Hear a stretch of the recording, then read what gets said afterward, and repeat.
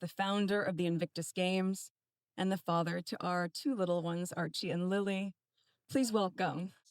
And it's also important to point out, never forget how Harry treated family members of veterans who won. This is a former major in the British Army. He's well respected. He's part of the intelligence corps. He's called out the... Meghan Markle just got hit with the ultimate royal rejection. And I'm not talking about a polite no thanks. I'm talking about a complete shutdown from every direction. The palace blocked her. The veterans she tried to win over, they said no. Even Harry couldn't save her this time. Here's the thing. This wasn't just about one event. This was about a Netflix deal gone wrong, phone calls that spiraled into chaos, and the moment when Meghan realized that no amount of cameras or rehearsed speeches could fix what she'd broken. What went down behind those palace doors was brutal, and it all started with one simple message that made Meghan's entire comeback plan collapse in seconds. Let's get into it. Hit that like and subscribe because what happens next is absolutely wild. You're going to want to see this. Picture this. Meghan's in Montecito, probably standing in front of one of those massive mirrors in her mansion, practicing her emotional comeback smile. You know the one. That perfectly calculated mix of humble and hopeful.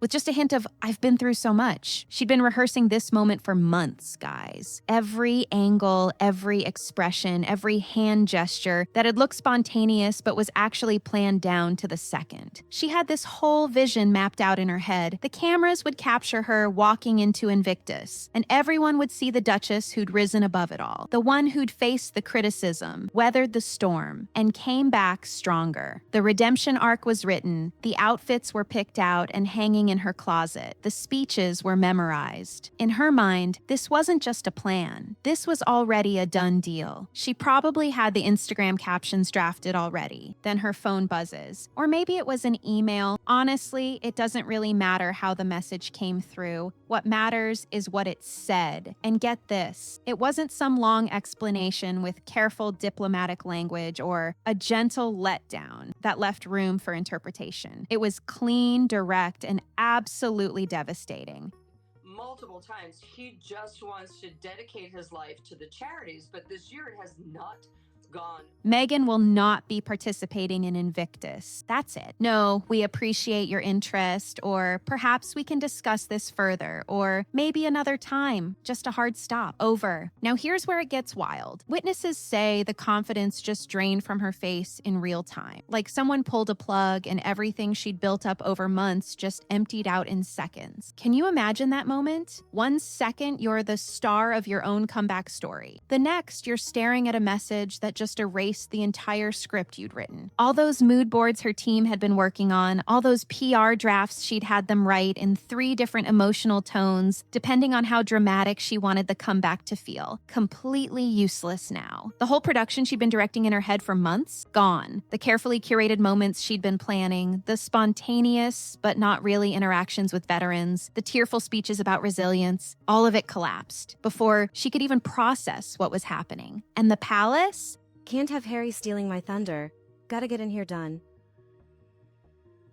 Now it's time to push away from this. They didn't negotiate. They didn't offer alternatives or compromises. They didn't even bother with a phone call to soften the blow or explain their reasoning. It was the kind of rejection that's almost more brutal because of how calm and final it was. No drama on their end, no back and forth discussion, no room for debate, just a decision delivered with the kind of quiet authority that says this conversation is over before it started. Think about what that must have felt like. The woman who'd spent months imagining her triumphant return, who'd been walking around Montecito with the confidence of someone who thought the world was waiting for her comeback, suddenly had to face a very different reality. And that reality, it didn't care about her script. It had no interest in her vision. Negotiating wasn't even on the table. The narrative she'd already mentally rehearsed, the emotional blooming she'd planned, the Hollywood meets humanitarian humanitarian finale she'd been dreaming about. And,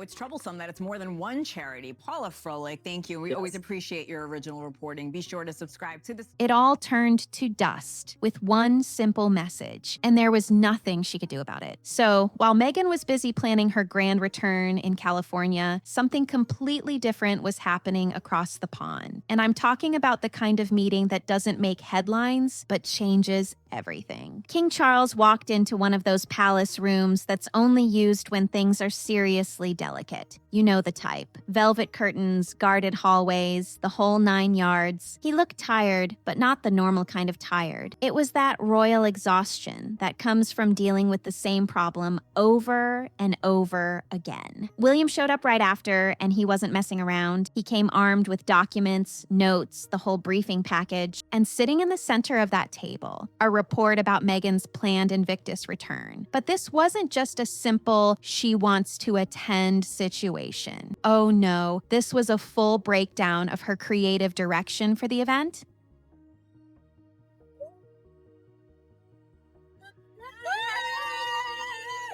We're talking photo angles, camera positions, the works. Charles started flipping through the pages, and with every page, you could see his expression getting harder. The report laid it all out. The rumored Netflix crew that'd be following her around, whispers about a new documentary special, the whole Hollywood production. And here's the thing, Invictus was supposed to be Harry's safe space, a place for wounded warriors to heal and compete, not a backdrop for someone's celebrity comeback tour. Listen, William didn't waste time with polite suggestions.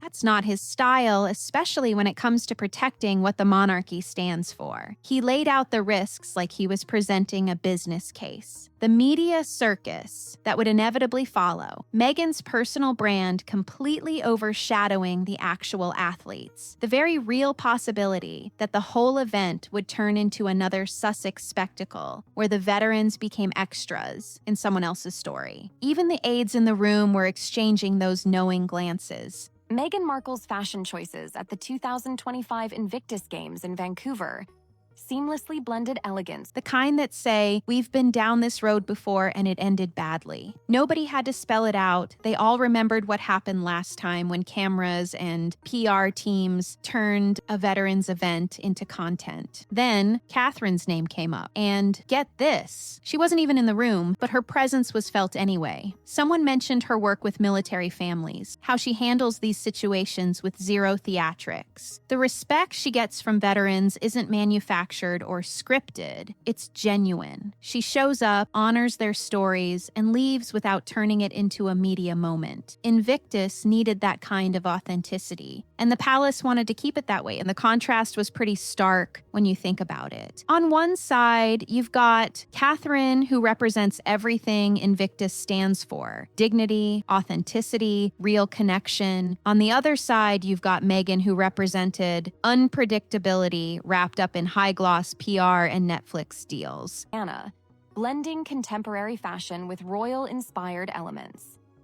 Embracing the Canadian winter. Now here's the moment that sealed everything. Charles finally closed that folder, and the sound of it clicking shut was apparently decisive, almost final. Everyone in that room felt the shift. The air changed. You didn't need anyone to announce the decision. It was already made. The conclusion wasn't shouted across the table or debated for hours. It didn't need to be. Meghan would not return to Invictus. Not this year. Not any year. That was it. A firm, elegant shutdown delivered the way only an institution that's been around for centuries knows how to do it. Quiet, immovable, and absolutely devastating in its simplicity. By the time everyone left that room, the palace had done 3 things. They'd reclaimed their authority over the situation. They'd reaffirmed their loyalty to the veterans who actually matter at these events. And they'd drawn a line thicker than any boundary they'd set before. Invictus was going to be protected, and Meghan was going to stay on the outside. No negotiations, no compromises. Can do is keep reminding people that they are just that,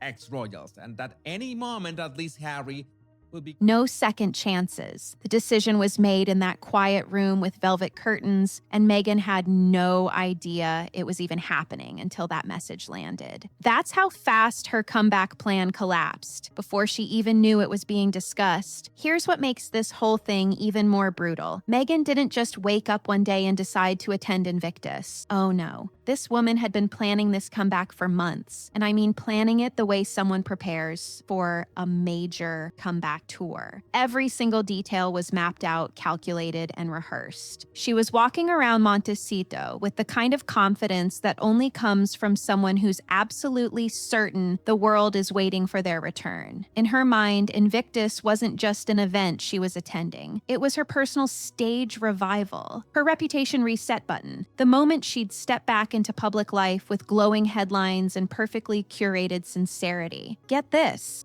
It is such an honor to be here tonight, celebrating all of you and supporting my husband in the Invictus Games. Her team reportedly had mood boards, multiple mood boards, for outfits. We're talking about different looks for different emotional tones she wanted to strike. Should she go with the earnest Duchess linen look? Or maybe the soft power monochrome that says, I'm serious but approachable. Every outfit was chosen not just for how it looked, but for what message it would send. And it wasn't just the clothes. She had notes on emotional beats, actual written notes about when to hit certain feelings during speeches, a warm smile here, a hand placed thoughtfully on the chest there. Maybe let a tear form if the lighting was right and the cameras caught the angle. Everything was choreographed like a performance, because in her mind, that's exactly what it was. Netflix had allegedly been briefed on the whole thing. Photographers were quietly alerted about where they should be positioned and when. PR drafts were already written. And here's the kicker. They were written in 3 different tones.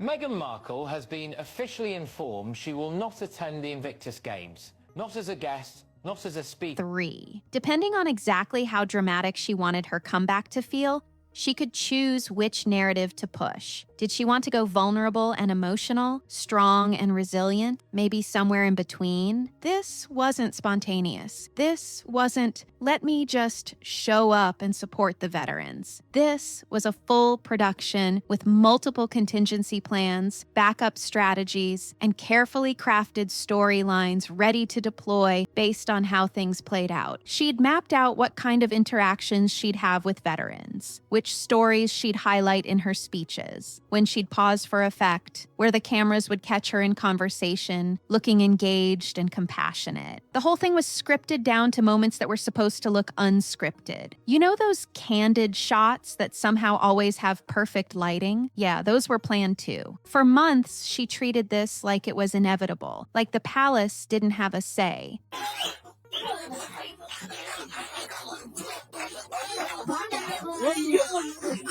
Like Invictus belonged to her just as much as it belonged to Harry. She'd already written the narrative in her head. The Duchess, who'd faced adversity and came back stronger, who showed the world she could rise above the criticism and do meaningful work. But then came the conference call, and not just any call, we're talking about a full hour-long conversation. The kind where every word carries serious weight and every pause feels loaded with meaning. Palace insiders say the tension was intense. You could practically feel it through the phone lines. Senior officials were on that call, strategists, royal aides, and their voices were tight, formal, but you could hear the frustration simmering underneath. This wasn't a friendly chat about logistics. This was a verdict being delivered. Every concern about Meghan's past theatrics got aired out on that call. Everything was put on the table. Do you remember that Instagram post where he praised Meghan being pretty much like Guns N' Roses' lead guitar? The way she'd turned previous events into media spectacles. The cameras that followed her every move. The way attention shifted from the veterans to her whenever she showed up. All of it was dissected with the kind of precision that leaves no room for misunderstanding. The conversation bounced between stern reminders about what Invictus actually represents and what sounded like exasperated frustration. What once seemed like fresh Hollywood energy had turned into a serious problem that needed addressing. And then came the line that basically ended everything. Something along the lines of, Invictus is a sacred space. We will not allow theatrics to impact it again. No cushioning, no polite corporate speak, no, we'll take your concerns into consideration. Just a flat-out no. The call ended with the verdict hammered in stone. Meghan was out.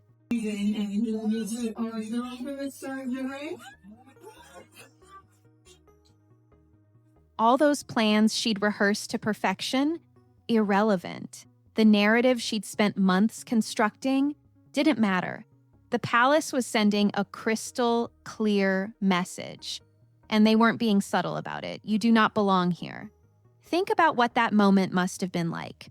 Months of preparation, countless hours spent planning every detail, teams of people working on different aspects of this comeback. Money spent on outfits and PR strategies. And then one phone call wipes it all away, just gone. Like none of it ever mattered in the first place. So the palace dropped the hammer, and what do you think happened next? Meghan didn't just accept it and move on. Oh no. Sources say she went from poised Duchess mode to full-on panic mode faster than you can say Netflix deal. The moment that call ended, she reportedly launched into what insiders describe as a frantic phone campaign. Hold on tight, because overnight, Prince Harry faces a brutal choice. Dominic Reed, the man who turned Harry's... And we're not talking about a few strategic calls to the right people. We're talking about hours and hours of desperate dialing to basically anyone who might have even the smallest connection to the palace or to Invictus. Her call list was apparently all over the place. Ex-staffers she hadn't talked to in years. Distant relatives she barely knew. Friends of friends of friends. People who probably didn't even have her number saved in their phones. Anyone with even the tiniest link to the royal family or to the event itself got a call. One insider described it as relentless. Just call after call after call, like she was trying to find that one person who'd say yes when everyone else had said no. And these weren't quick, hey, can you help me out conversations. We're talking hours of emotional back and forth, crying on the phone, begging people to intervene. To the global stage. Yet, on a chilly morning cloaked in silence, a private communicate made its way from the heart of the... demanding to know why she was being shut out. Sometimes just straight up yelling at whoever picked up. She wanted answers. She wanted someone to explain why her redemption arc was being blocked, why the world was apparently conspiring against her comeback. But here's the thing. Every single attempt landed in the void. Nobody would step in.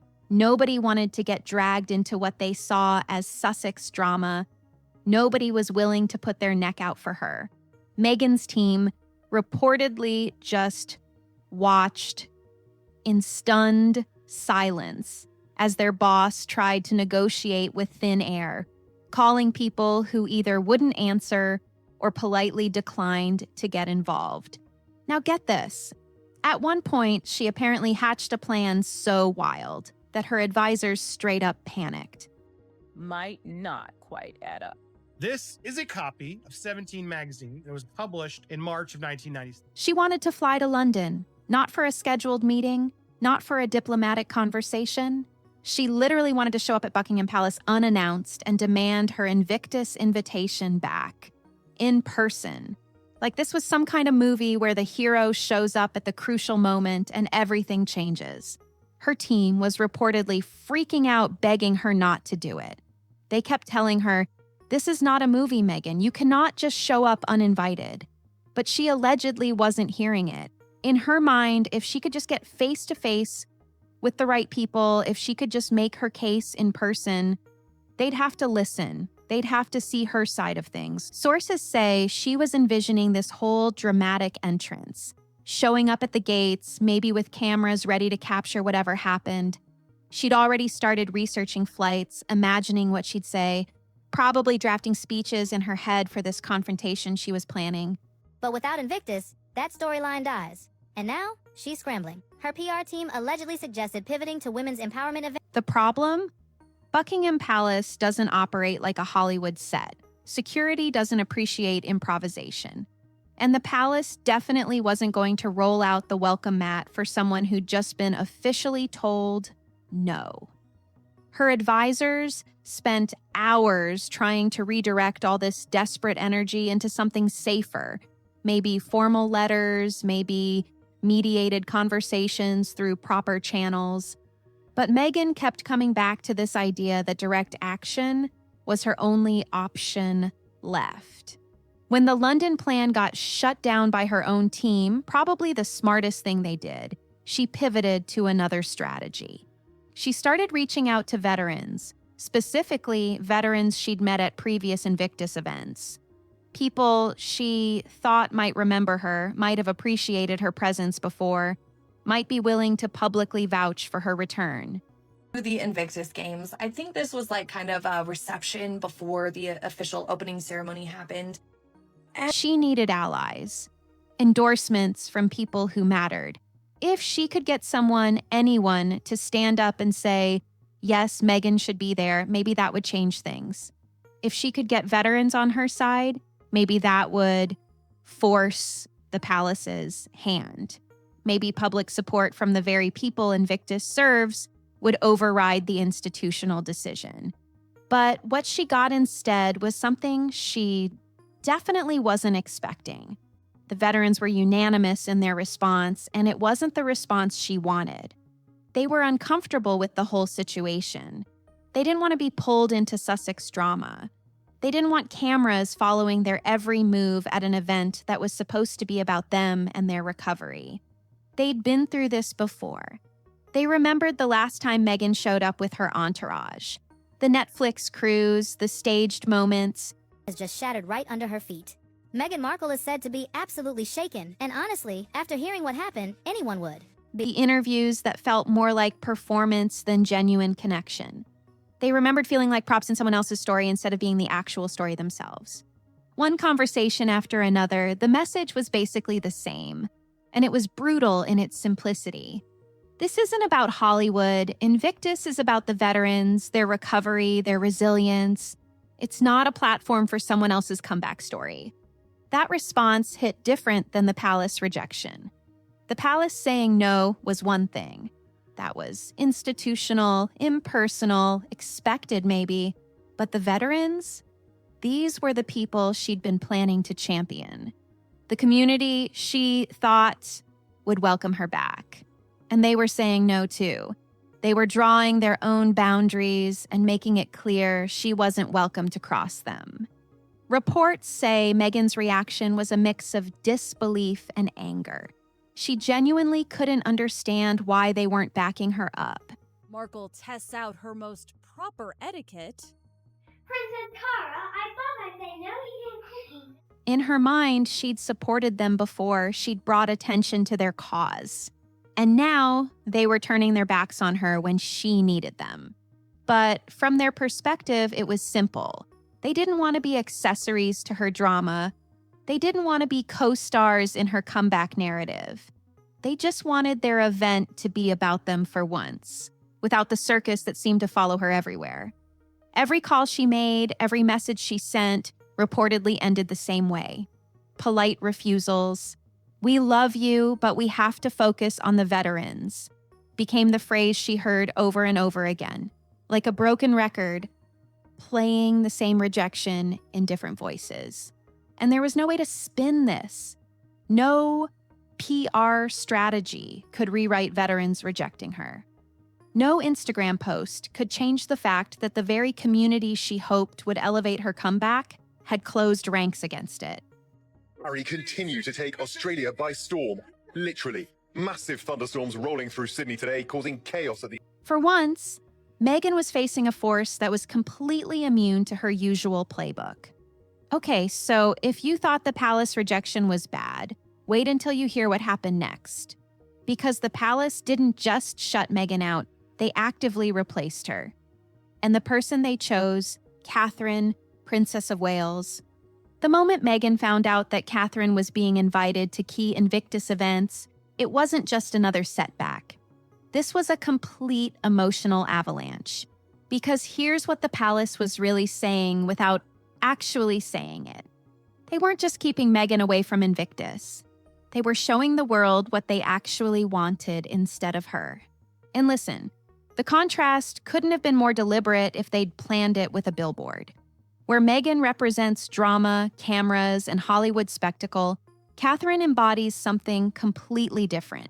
Meghan Markle racking up loads of fans at every stop on their tour of Australia. And now they're coming full circle as they open the Invictus Games.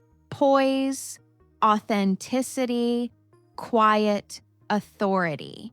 She doesn't need a Netflix crew following her around to validate her presence. She doesn't need to script emotional breakdowns or stage photo opportunities. She just shows up, does the work, and leaves without turning it into a media circus.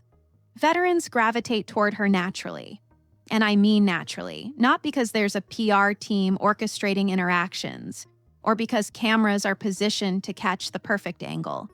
They respect her because of her dignity and her genuine ability to honor their stories without making it about herself. That's the key difference right there. Catherine can be at an event, and somehow the spotlight stays on the people who actually deserve it. This wasn't just the palace making a decision about one person not attending. This was strategic. This was surgical. That crawls across royal walls and somehow lands right in the middle of Montecito like a thunderbolt. And Meghan? Oh, she felt... And honestly, it was pretty humiliating for Meghan. By giving Catherine the Invictus spotlight, the palace highlighted everything Meghan could never truly achieve, no matter how many mood boards she made or speeches she rehearsed. Think about it: credibility without theatrics, influence without drama, authenticity without an entourage of photographers and Netflix producers. The palace was holding up Catherine as the gold standard, basically saying, look, this is real service. This is how it's done. It was a reminder to Meghan that no amount of glamour or media manipulation could replace genuine respect. And that respect, that's something you earn over years of consistent, quiet work. It's not something you can manufacture with perfect lighting and scripted moments. You can't PR your way into the kind of credibility Catherine has built. I don't think that Meghan realizes that she does these things, and For Meghan, watching this unfold from Montecito must have been torture. She wasn't just losing her spot at Invictus. She was watching someone else fill it effortlessly. Someone who represented everything the palace valued and everything Meghan wasn't. The comparison was unavoidable, and it wasn't subtle. Catherine wasn't just attending events. She was reclaiming the narrative. Every appearance she made reinforced what Invictus was supposed to be about. Dignity over spectacle, substance over style, veterans over celebrity. And every time Catherine showed up with that quiet competence, it was like the palace was sending Meghan another message. This is what we chose instead of you. The palace had drawn their line, and they'd done it in the most public way possible. They chose stability over chaos. They chose someone who could attend an event without it becoming about them. They chose authenticity over controversy. And still relevant comeback.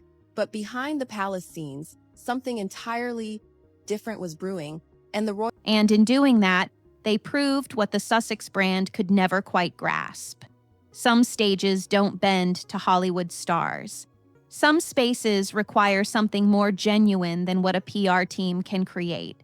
Meghan was left on the outside, watching as her replacement not only filled her spot, but did it better.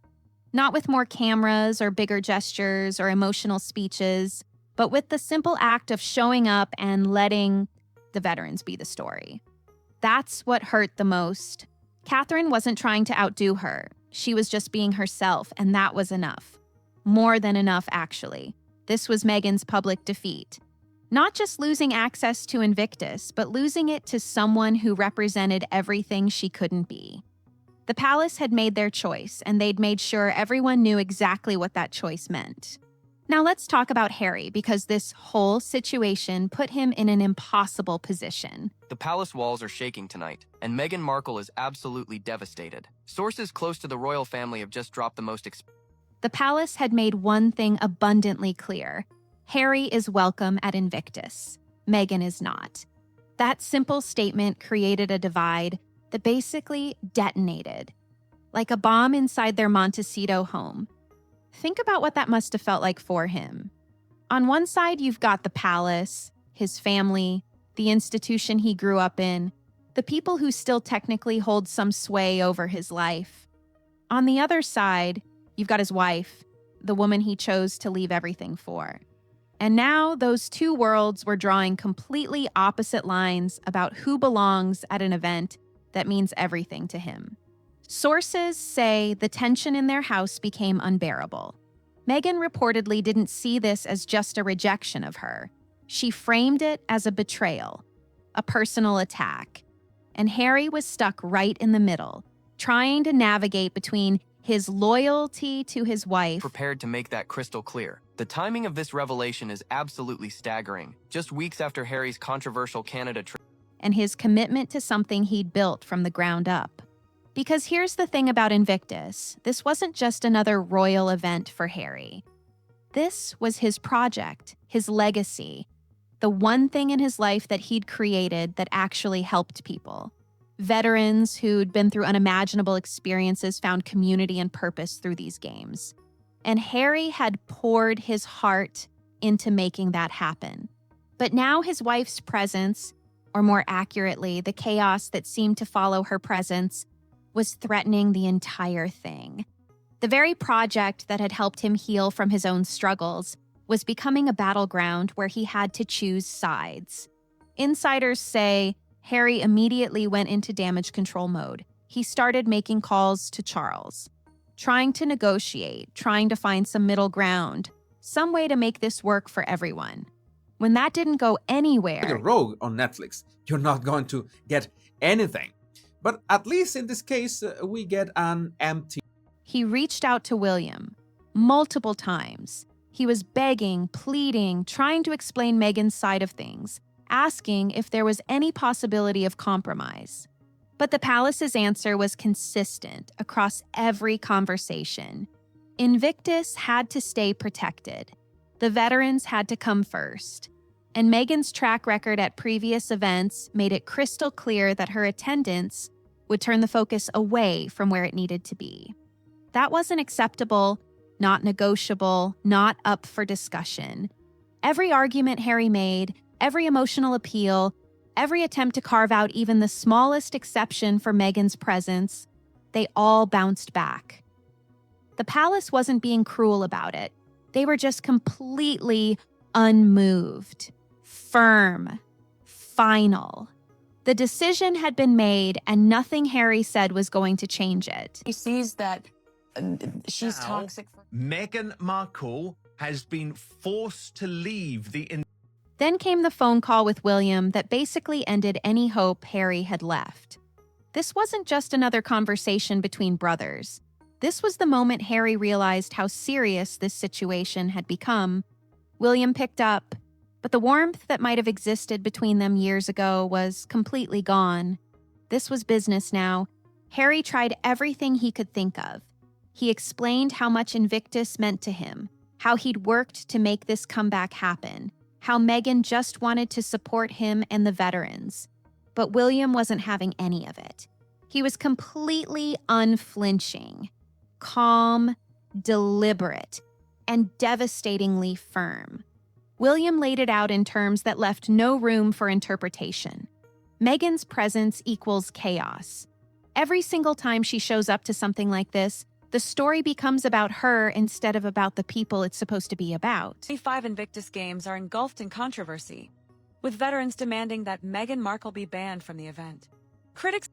The media, circus that follows her around, the Netflix cameras, the staged moments. None of that fits with what Invictus represents. And the palace wasn't going to risk letting that happen again. Period. It wasn't just a rejection. It was William drawing a line that Harry couldn't cross, no matter how much he wanted to. And you could hear it in how the conversation went. This wasn't negotiable. This wasn't up for debate. The palace had made their decision based on past experience, and that decision was final. Harry sat there listening, and sources say you could feel the hope draining out of him with every word. Because for the first time, he was confronting a reality he'd maybe been avoiding. The damage Meghan had caused wasn't just about public perception or bad press. Continue to take Australia by storm. Literally. Massive thunderstorms rolling through Sydney today, causing chaos at the opening ceremony. It was structural. It had affected relationships, broken trust, and created situations where even his own family couldn't work with her anymore. This was the project that had given him purpose after leaving the military. The thing that helped him process his own experiences and find meaning in supporting others who'd been through similar struggles. And now he was being forced to watch as his wife's behavior threatened to either destroy it or force him to attend without her. The worst part? Harry knew William was right. Deep down, he had to know that Meghan's presence at previous Invictus events had created exactly the problems William was describing. The attention shifted. The narrative changed. What should have been about veterans and their incredible resilience became about Sussex drama and media spectacles. Help that we get contradicting signals like Newsweek trying to fix the narrative and the misinformation. When that call ended, there was just silence. Harry sat there holding his phone, processing the finality of what had just happened. The realization washing over him that sometimes loyalty to one person comes at the cost of something bigger than yourself. And sometimes the people you love most can't exist in the same space, no matter how much you want them to. This wasn't about choosing between his wife and his family anymore. This was about choosing between his wife and the actual purpose of something he'd built, between her desires and the needs of veterans who deserved an event focused on them, and that's a choice nobody should have to make. But Harry was facing it head on whether he wanted to or not.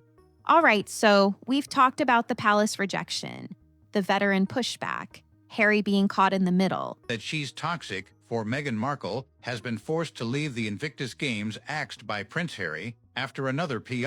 But there's one more piece to this story that basically sealed Meghan's fate forever. And it all comes down to Netflix. If you thought Meghan's Hollywood approach was already causing problems, the Netflix situation took it to a whole different level. Because Netflix wasn't just interested in filming some nice moments at Invictus. They wanted unprecedented access to everything.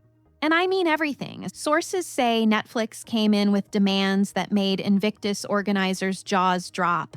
They wanted to film therapy sessions, emotional breakdowns, private moments between veterans and their families.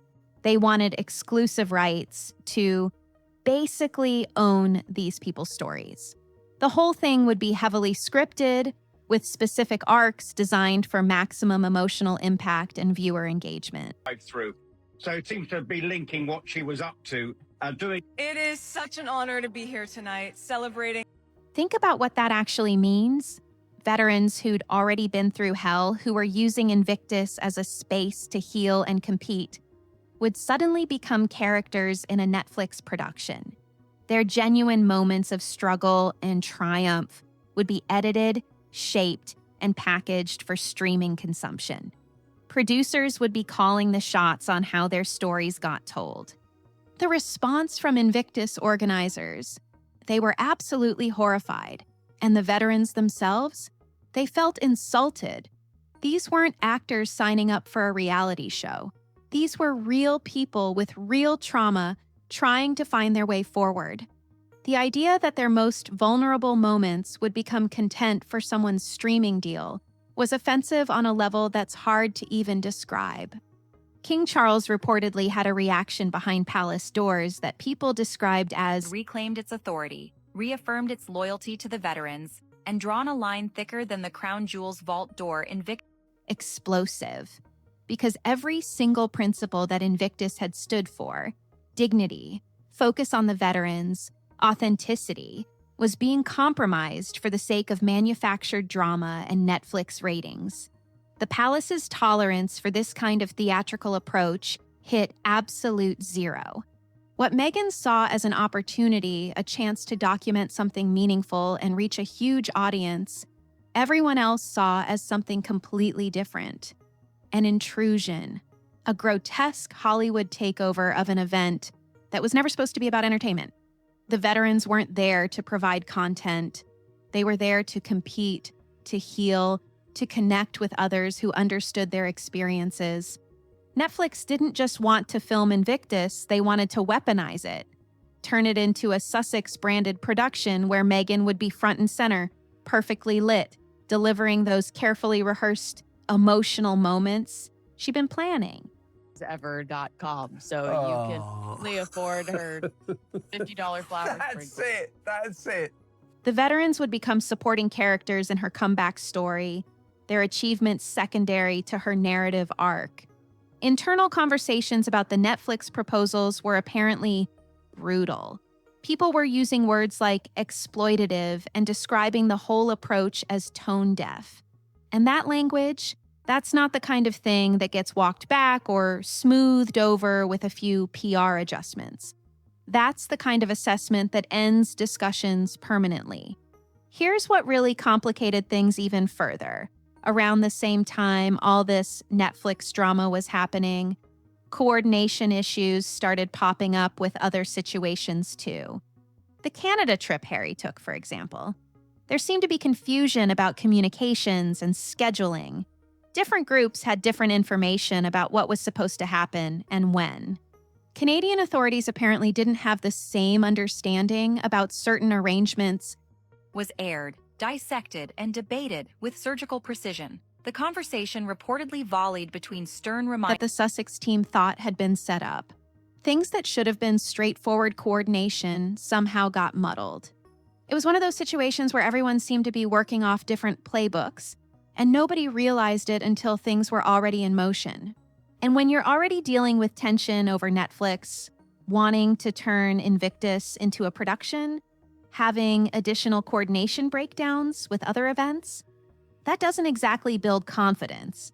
It raised questions about communication styles and organizational approaches that made people more cautious about future collaborations. The overall impression that formed, and this came from multiple sources, was that working with the Sussex team came with a level of complexity and unpredictability that made planning difficult. Different versions of plans would circulate. Expectations wouldn't quite match up between different groups. What seemed clear in one conversation would somehow shift by the next one. As a duchess, she got to she would walk into a school and children would run and throw their... For the palace and Invictus organizers, it became less about any single incident and more about a pattern of complications that made everything harder than it needed to be. Events that should have been straightforward required constant clarification and follow-up. Simple coordination became elaborate back and forth. Invictus meant too much to too many people to navigate that kind of complexity. The veterans deserved better. The event itself deserved better. And the palace wasn't going to let years of meaningful work get complicated by production demands and coordination challenges. So, when you combine the Netflix overreach with the other organizational difficulties that kept surfacing, you get a complete breakdown of working relationships. Meghan's ambitions for this triumphant Invictus return weren't just denied, they were absolutely crushed. The door didn't just close, it got welded shut. While banning her may cause a separate wave of controversy. The key question remains, will the Invictus Games... The message from the palace was unmistakable and final. Working relationships require clear communication and aligned expectations. And the pattern of complications had exhausted everyone's patience. There were no more chances, no more negotiations, no more possibilities for compromise. This wasn't just a personal rejection anymore, it was a clear statement that the palace had reached its limit. The boundaries had been found, tested, and pushed too far. And once you cross that line with an institution that's been around for centuries, there's no walking it back. So here we are. Meghan Markle went from planning the comeback of a lifetime to facing rejection from literally every direction possible. And I mean every direction. The palace shut her down. Not with drama, not with a public statement, just a quiet, firm decision that left no room for negotiation. They didn't just say no to her attending Invictus. They replaced her with Catherine, someone who represents everything they actually want at these events. That wasn't an accident. That was a message. The veterans she hoped would champion her return. They said no too. These are the people whose stories she wanted to highlight, whose cause she thought she'd be supporting. But they saw through the cameras and the production plans. They didn't want to be props in someone else's narrative. They wanted their event to stay focused on them, and Meghan's presence threatened that. Even Harry, the one person you'd think would fight for her no matter what, couldn't change the outcome. He tried. He made the calls, he pleaded with William, he attempted every possible compromise. But the answer stayed the same. The project he'd built to help wounded warriors heal wasn't going to become another Sussex spectacle. The boundary was set, and not even his loyalty could move it. As a couple? Was it just that Yeah, short? at the games in Toronto. The Duke and Duchess of Sussex took to social media to announce they would be stepping. And then there was Netflix.